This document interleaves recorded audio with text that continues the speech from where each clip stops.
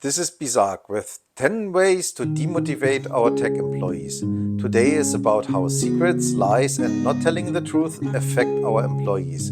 Welcome to Demotivation by Insincerity. We kind of got used to marketing speak. Competition is fierce, and our organizations have to spend considerable effort for keeping their investors and customers interested. And people are skeptical. They are not automatically convinced by good news, and they can be quite unforgiving when they hear bad news. Because of this, many organizations have adopted a very controlled way of communication. They exaggerate a bit the good aspects, and they either omit the not so good aspects entirely or at least understate them.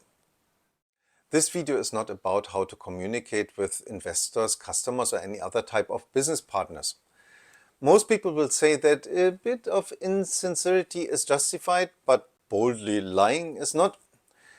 At the end, one has to balance the positive short-term effect of keeping people interested with the long-term negative effect that people will lose a bit of trust when they eventually find out the full truth.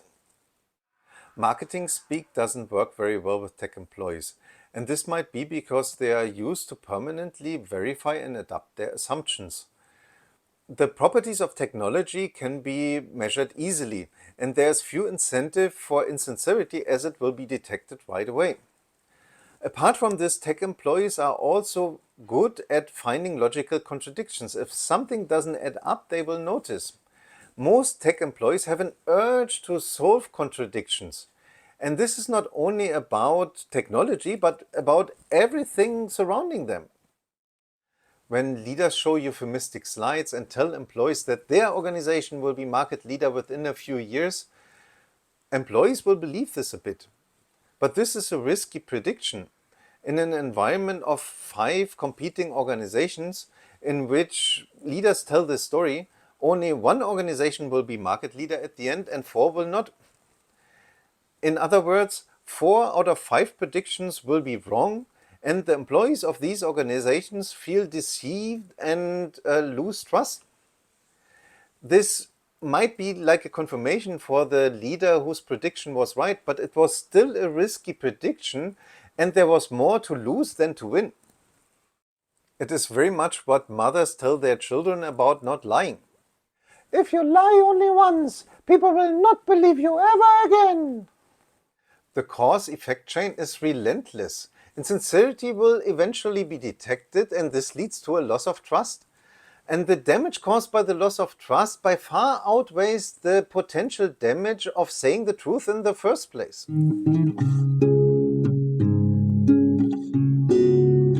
When you tell something to our investors, something like that we will keep the deadline for the launch of our new product, you will need to be consistent and tell our employees the same thing.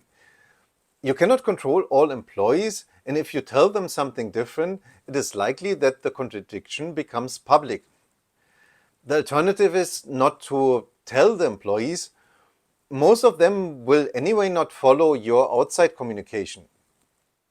This is quite a trap, and I don't know an elegant way out of there. I can only say that most tech employees will not forgive you for not telling them the truth, even if you had very noble reasons. And for every fact you bend in front of them, you will lose a bit of their respect, their trust, and their motivation to follow you. Insincerity is not only about bending facts, it is also about hiding things. Actually, from my experience, hiding things is the more frequent and therefore more annoying form of insincerity. There are many reasons why we want to hide something from our employees, regardless of whether it is good news or bad news. We might have legal concerns, or we might have concerns that information prematurely leaks outside, or we just don't want to deal with their responses right now. Some organizations systematically create secrecy walls around some of their decisions and go as far as determining who is allowed to know and let these employees sign non-disclosure agreements. Even if they wanted, these insiders are not allowed to talk to the other employees about these topics.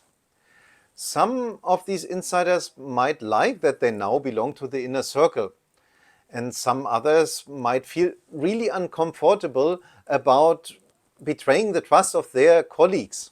And the outsiders will feel that something is wrong. And once they find out what the organization did, it will be so difficult to ever motivate them again.